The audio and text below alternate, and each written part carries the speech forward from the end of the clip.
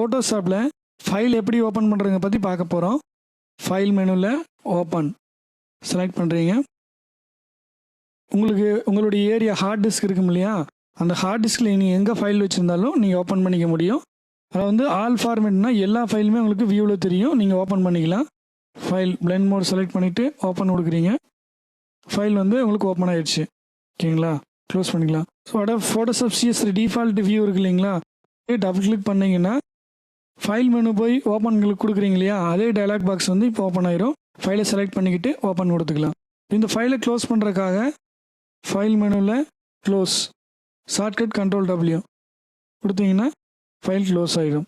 ஓகேங்களா, அடுத்து ஃபைல் மெனுவில் ஓப்பன் எஸ்ன்னு என்னென்னா, நீங்கள் குறிப்பிட்ட எக்ஸ்டென்ஷன் உள்ள ஃபைலை மட்டும் நீங்கள் ஓப்பன் பண்ணணும்னு நினச்சிங்கன்னா இதில் யூஸ் பண்ணிக்கலாம். செலக்ட் பண்ணிவிட்டு பிஎஸ்டி ஃபைல்னால் பிஎஸ்டி ஃபைல் மட்டும், அல்லது பிஎம்பி ஃபைல்னால் பிஎம்பி, அந்த மாதிரி நீங்கள் என்னென்ன எக்ஸ்டென்ஷன் கொடுத்துருக்காங்களோ அந்த ஃபைல் மட்டும் நீங்கள் ஸ்பெசிஃபிக்காக ஓப்பன் பண்ணோம்னா இதில் ஓப்பன் பண்ணிக்க முடியும். ஃபைல் மெனுவில் க்ளோஸ் ஆல் பற்றி பார்க்க போகிறோம். இப்போ அந்த ஃபோட்டோஷாப்புக்குள்ளே எவ்வளோ டாக்குமெண்ட் ஓப்பன் பண்ணியிருக்குன்னு பார்க்குறக்கு விண்டோ மெனுவில் 9 டாக்குமெண்ட் இப்போது ஓப்பன் பண்ணியிருக்கோம். இந்த 9 டாக்குமெண்ட் எனக்கு ஒவ்வொன்றா க்ளோஸ் பண்ணிகிட்டு இருக்க முடியாது, எல்லாம் ஒன்றா க்ளோஸ் ஆகும்னு நினச்சிங்கன்னா ஃபைல் மெனுவில் close all shortcut Alt Ctrl+W கொடுத்தீங்கன்னா எல்லா ஃபைலும் அதுவே ஆட்டோமேட்டிக்காக க்ளோஸ் ஆகிடும். கிளிக் பண்ணுறீங்க, பார்த்தீங்கன்னா எல்லா ஃபைலும் அதுவே க்ளோஸ் ஆகிடுச்சு.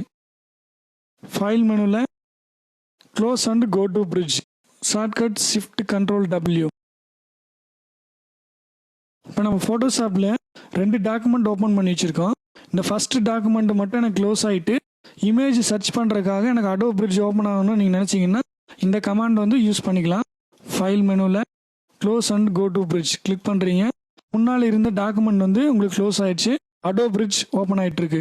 அடோப் பிரிட்ஜ் வந்து ஓப்பன் ஆயிடுச்சு. க்ளோஸ் பண்ணிக்க.